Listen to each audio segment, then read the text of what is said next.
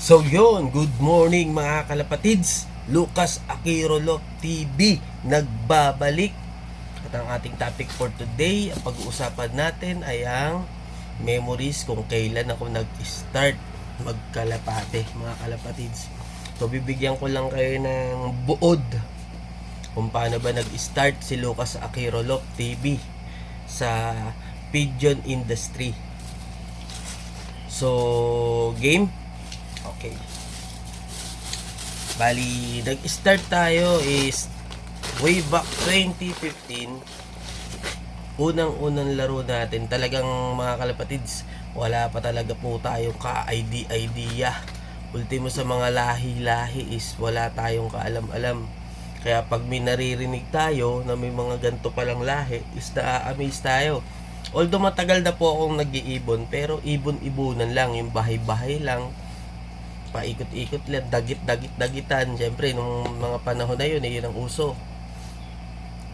Ganito to. Bali nangyari, nakilala natin yung ating unang-unang naging mentor.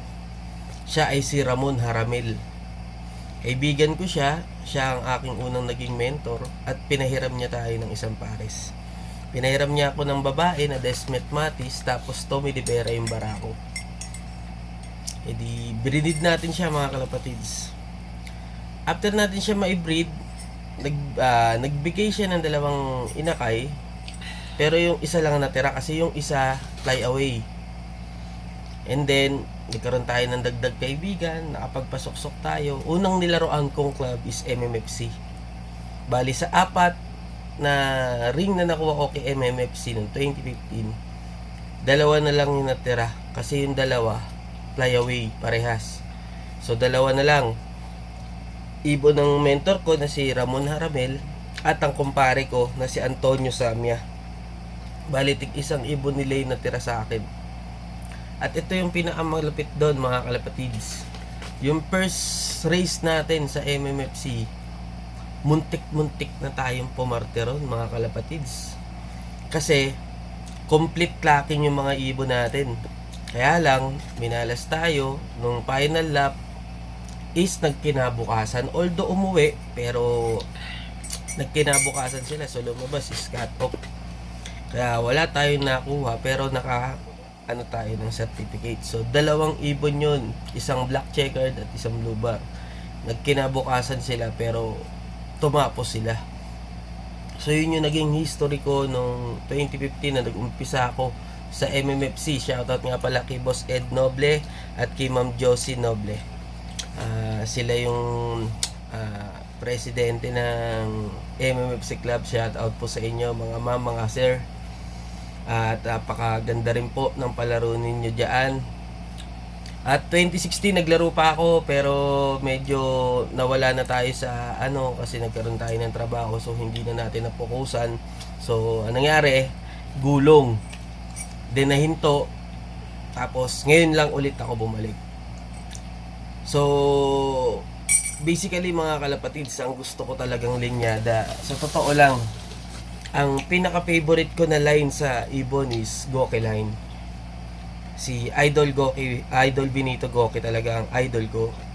Kasi King of South. Kasi nung nag-start ako maglaro ng 2015 and 2016, hindi pa ako nakapag-try ng South, puro North.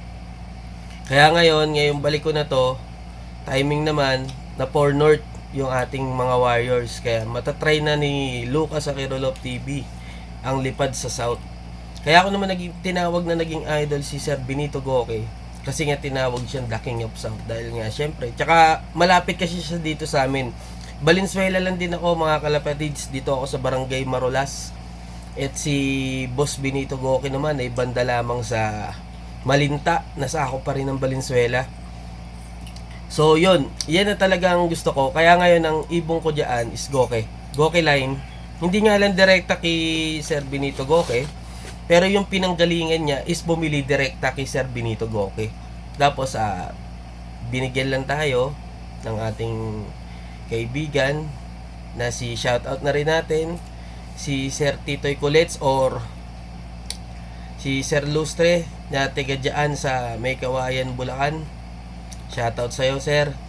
At biyayaan mo ako ng isang Goki line at maraming salamat po. So doon mga kalapatids, doon lang naman nagsimula ang aking pag-iibon at yan lang naman talaga basically ang aking gamit ngayon. Dalawang linyada lang ang gamit ko ngayon, Luistio line tsaka Goki line. Yan lang ang gamit ko ngayon. At mahilig din pala ako mga kalapatids sa off color. Mas masarap kasi sa mata yung mga may mga puti-puti. Hindi naman ako against sa mga kulay na normal na blue bat checkered. May mga ibon din ako ganun. Kaya lang mas gusto ko kasing naglilipad din ako ng off color. Nang sa ganun medyo maganda sa paningin ko. So yun mga kalapatids. So for today yan lang muna ang ating nagiging topic at sa susunod at malapit na mag-start ang BBCM North sa August 24 mag-start na ang aming road training. So samahan nyo ako, isasama ko kayo sa paglo-load hanggang sa pag-aabang kung hanggang sa naabuti dahil meron tayong isang ilo-load na ilalaro. At sana pala rin tayo. At sana lahat ng mga kalapatids ay pala rin din. So mga kalapatids, hanggang dito na lang. Maraming salamat sa mga sumusuporta at sa susuporta pa lang. At i-click nyo na rin ang notification bell nang sa ganun araw-araw kayong maging updated sa aking mga video na ilalabas. Huwag nyo na rin kalimutan i-subscribe ang aking YouTube channel. Comment down below na rin kayo. Mag-comment kayo, magtanong kayo. Hanggat kaya nating sagutin, isasagutin natin yan. So hanggang dito na mga kalapatid.